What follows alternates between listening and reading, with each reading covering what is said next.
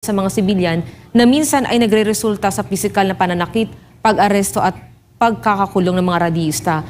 Ang mga insidente ng police brutality ay madalas na nag-uudyok ng kritisismo mula sa mga human rights group na humihiling ng hustisya at accountability. Having said this, bakit ang Commission on Human Rights baliktad ang pag-iisip? Ang KOJC ang sinasaway nila dahil daw ang mga pulis. Nagtatanong ka, Ina? Yes, parang ganun po yung punto niya. No, sir, bakit Number diba, one, go ahead ang executive director ng Commission on Human Rights, ang apelido, kung di ako nagkakamali, Pimentel. Ha? Kung di ako nagkakamali, kapatid ni Coco Pimentel. Bayaw, noong inappoint na ambassador to the Vatican yata, na asawa ni Coco Pimentel. Kaya magtataka ka pa, ang laki ng utang na loob. Ayan po, nakikita ninyo yung isang missionary na biktima ho ng pamumukpok, ng pambubugbog ng ating mga pulis. Ayan po mga kaibigan, sabi ko nga, kayong mga pulis na nandyan, merong araw din ng paghuhukom sa inyo. Pag wala na kayo dyan, tapos na latang ito, sabi, yung mga pamilyang nakikinig, paki-message yung inyong mga mahal sa buhay. Yung mga opisyal, ikaw, Tore, yung asawa mo, yung kabit mo, kung sino man ang meron ka, anak, magre-retire ka rin. Pag naging civilian ka na, wala ka nang mautusang ganyang mga crowd dispersal unit na taga-bugbog, antayin mo kung paano ka bubugbugin ng Panginoon. Meron ka, anong tawag nito?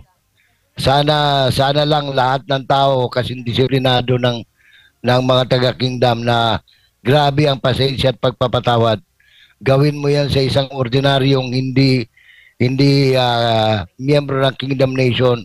Nako, hindi man masamang pakinggan, pero anong tawag nyo, meron ding mga kaanak yan, yung mga, ito po yung kagabi, yung biktima ng tear gas, hindi po sunog ng gaya na nire-report ng GMA, ng TV5, hindi po sunog ng ng pagsusunog ng gulong, kasi yun ang pinalalabas sila sa balita naghulog ho ng katakot-takot na tear gas si Tore, galing doon sa upper floors ng Jose Maria College. Alam mo, binalasubas talaga, ginawang garrison yung Jose Maria College. Eskwelahan na ngayon po ay napakaganda ng record. Sa College of Law lang, 100% ang passing. Sa criminology at sa iba pang mga kurso, pati sa pagiging doktor.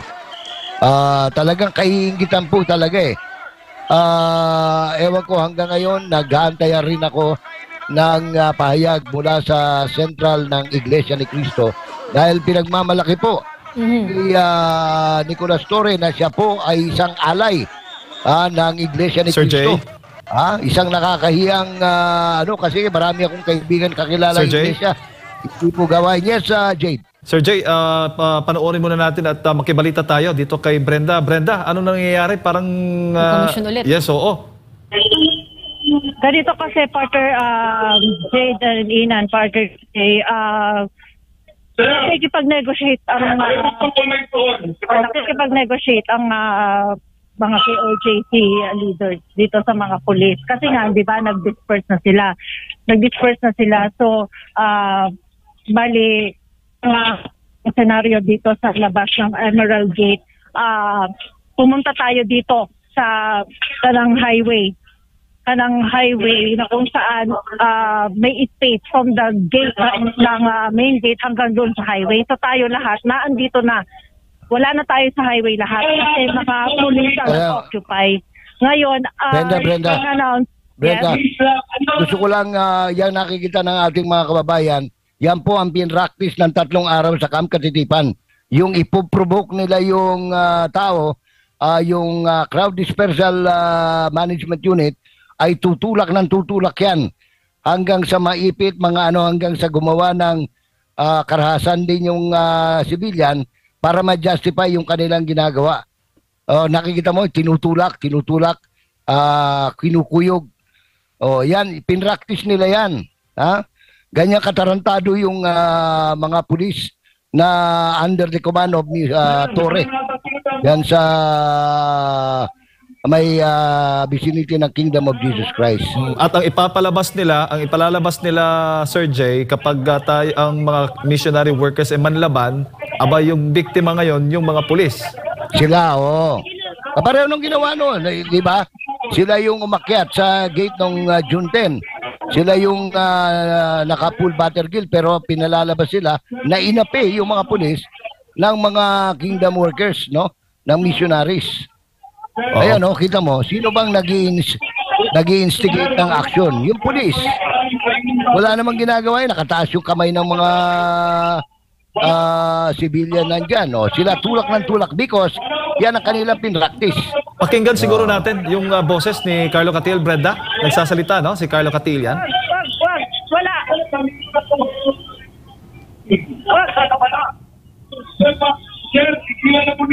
Tinutulak ng mga pulis itong mga KOJC. Okay lang. Go ahead, Brenda. Tingnan lang. Sabihin mo na atras lang mga workers. Sinupubok talaga nila yung staff. Yan talaga Talagang ipoprovoke yan. Kasi ang nais ng mga pulis lumaban. Ito, Sir Jay, yung mga taga KOJC para yun ang plano. Sa tatlong araw nila practice, yun ang nila. Idut-dutin natin ang dut-dutin para sa ganun manlaban. Yun ang game plan. And Yun Sir ang game Jay, plan nila. Sir Jay and Jade, sa ating social media din, kung makikita yung narrative naman ng mga mainstream, parang giplano din na ang palalabasin nila, tayo ang lumalabag, tayo ang hindi parang obstruction of justice pa yung nangyayari. When in fact, nakikita ninyo... Mario Joseph, illegal na nga yung ginawa ni Torre. Tayo. Alam mo, tinatarantado nyo na yung profesyon natin eh. Nakakahiya kayo. Ha?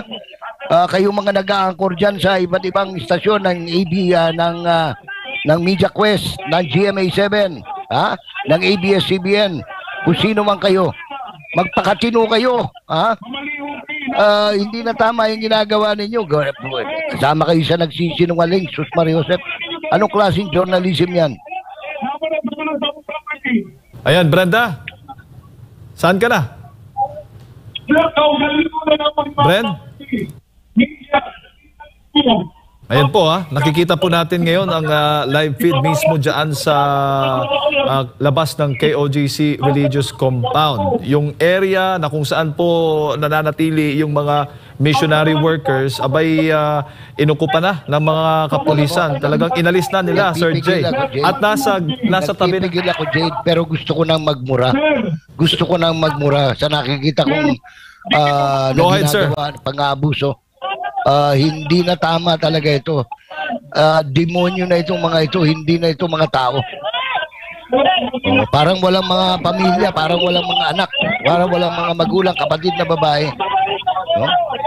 Kaya nananawagan tayo mismo sa mga pamilya ng mga pulis na ito.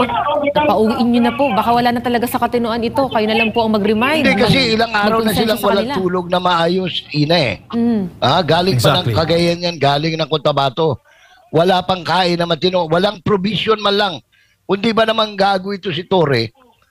Papupuntahin niya yan. Ang sabi sa kanila, kausap ko yung ilang kanina dun sa may kanto eh. Sabi na, sir, ang sabi nila kalahating araw lang kami rito. Magtatatlong araw na wala kami. Binaliktad na namin yung aming mga underwear. Nangangamoy na kami, amoy ara, amoy usok lahat. Alam mo kaya kaya ito hindi lang yung mga civilian yung biktima rito, pa rin sila. Yes. Kaya lang hostage sila doon sa instruction ng mga opisyal nila na kapag hindi sila sumunod, tatanggalin sila sa serbisyo. Alam mo, Sir Jay, di ba ilang beses po kayo nakapunta sa ating tahanan dyan. Napakalinis, mabango. wala ka nga halos makitang basura dyan, mga tuyong dahon na, tapos malinis sa maya-maya ulit. Ang point dito, nung dumating sila sa dyan, mga balita namin talaga, babaho na ngayon.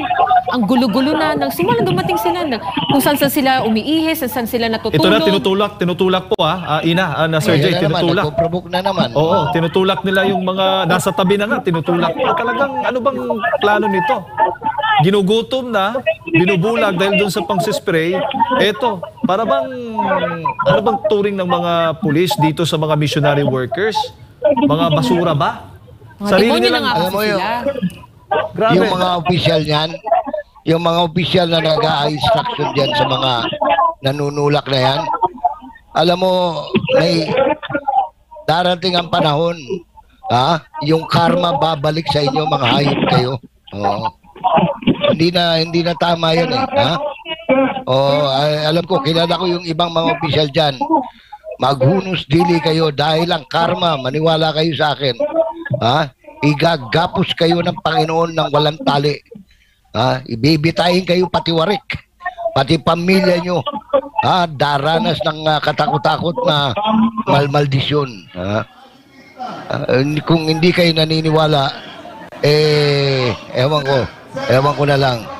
Huwag nyo sisihin ng isipin mo wala namang ginagawa yung sibilya, itutulak ninyo, ipoprovoke ninyo.